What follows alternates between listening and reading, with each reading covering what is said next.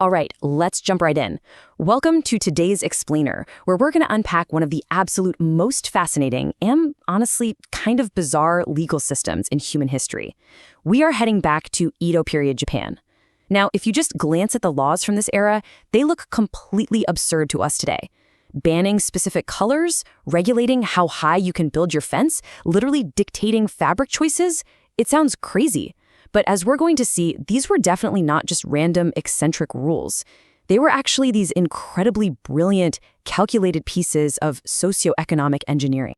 To really get inside the heads of the Tokugawa Shogunate, we actually have to start with this incredibly cynical but super revealing quote from the source material. There's this older, highly experienced official in the military government named Master Sato, and he tells his young apprentice, "The law is not about justice. It is about order."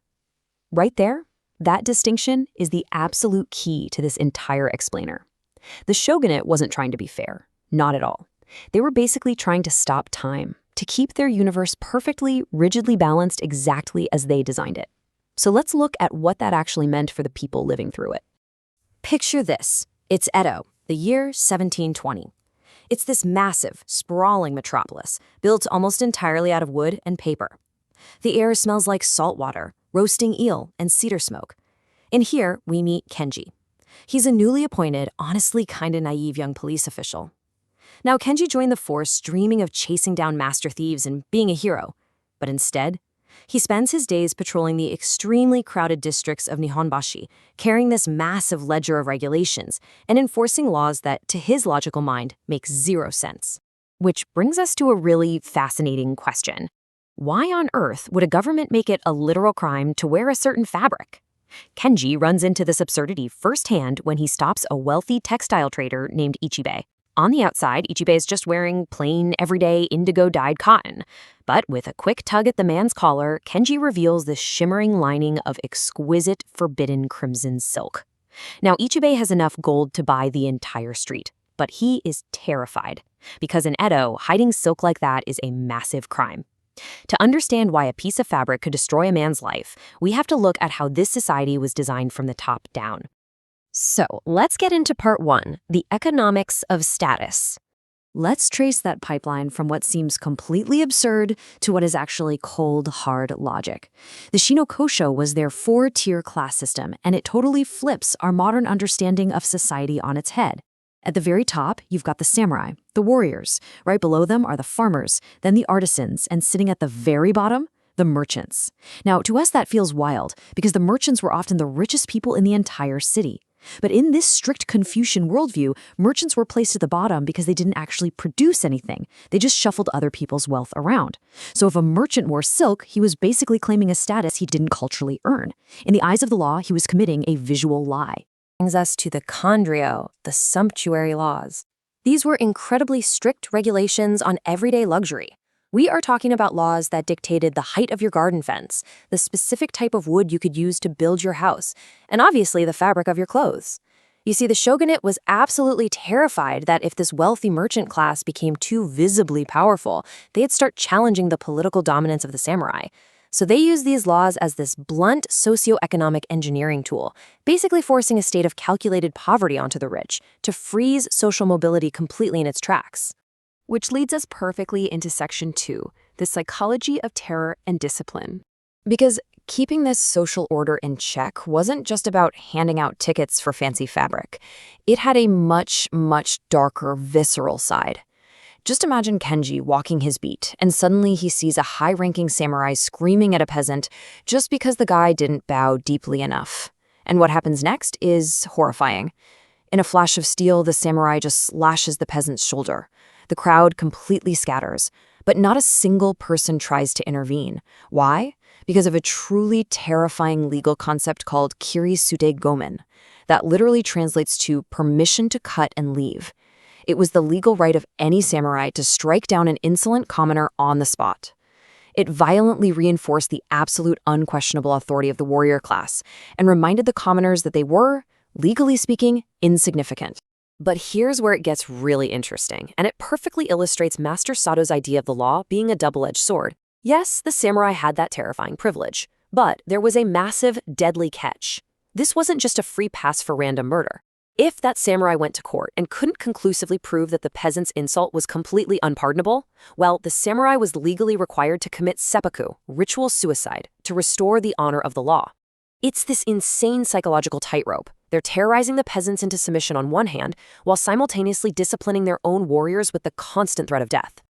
Now let's zoom out a bit for Section 3, the architecture of control.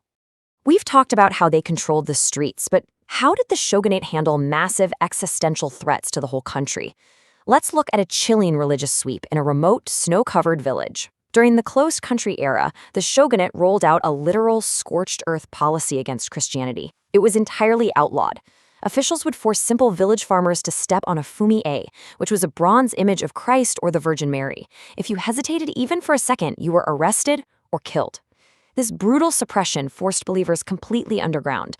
They became the kakure Kiri-shitan, the hidden Christians who actually started blending their faith with Buddhist icons just to survive. But you gotta ask, why go to such extreme, violent lengths just to stop simple farmers from praying? Well, Master Sato gives us the cold, hard political science reason.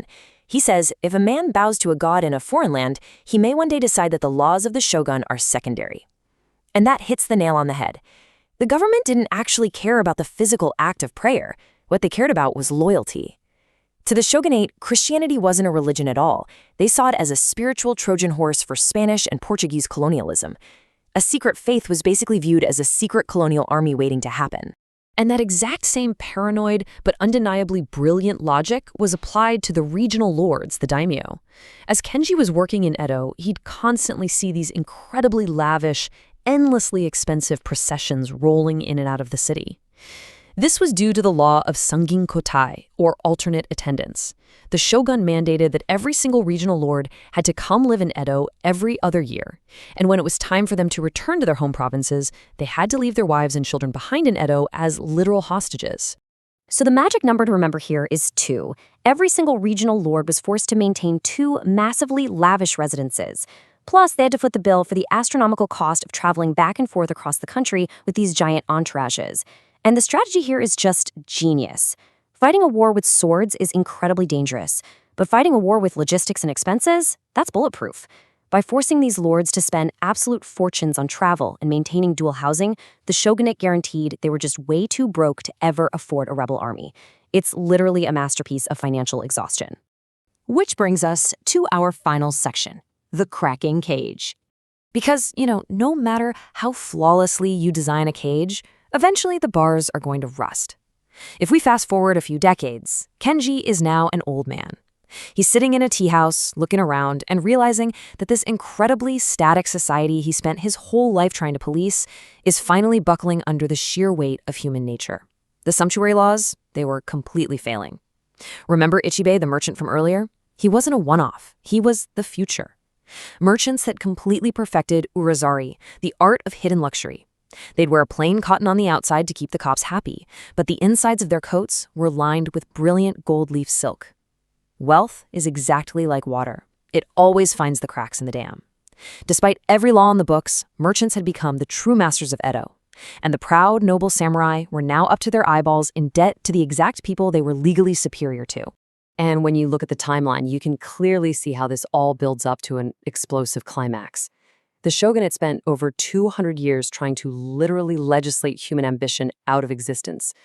But human nature just isn't static. These ultra-rigid laws inadvertently created this massive societal pressure cooker of hidden wealth and entirely repressed energy. So, in 1853, when Commoner Perry's black ships showed up and forcibly ended Japan's isolation, the lid finally just blew off.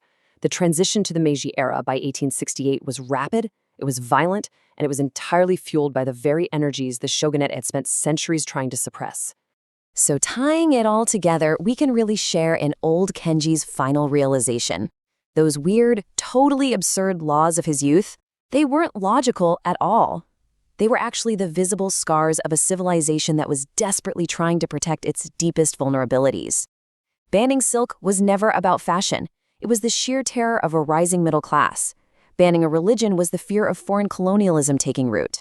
And those crazy, lavish travel rules, just a brilliant defense mechanism against military uprisings.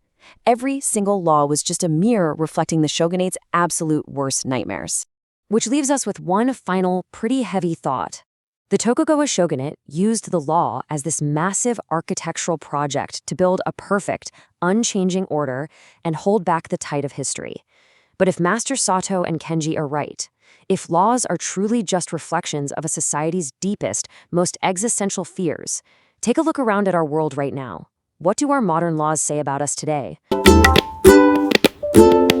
Please like and subscribe.